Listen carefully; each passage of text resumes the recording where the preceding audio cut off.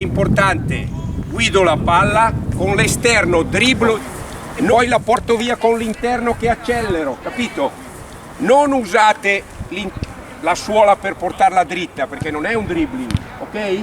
Quindi guido, attaccato il gesto, esterno, interno e porto via e dribblo e diventa sicuramente un dribbling efficace. Oppure per i più bravi, sempre come ha detto Matteo, esterno suola, interno piede, quindi la combinazione è esterno interno dello stesso piede. Now if you want, use the same feet, external sole and internal feet, ok? Or interno suola, interno piede cambiando.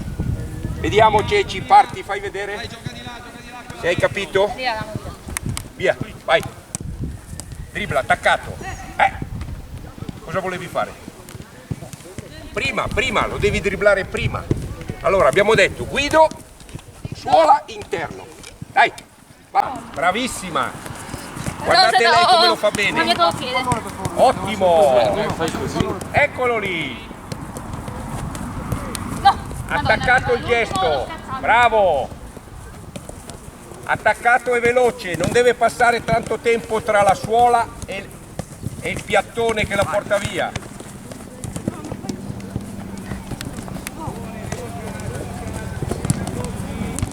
Molto bene, eccolo lì, brava Ceci.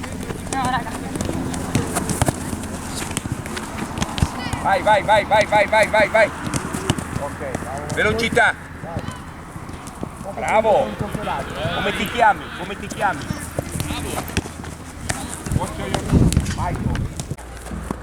Bravo! Eccolo! Ok!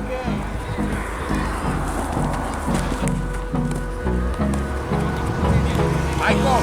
Hold me close till I get up. Time is barely on our side.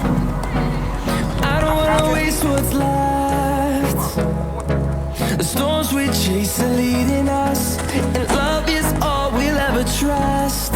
Yeah, no, I don't wanna waste what's left. And on we'll go, through the wastelands, through the highways, till my shadow turns to sun rays. And on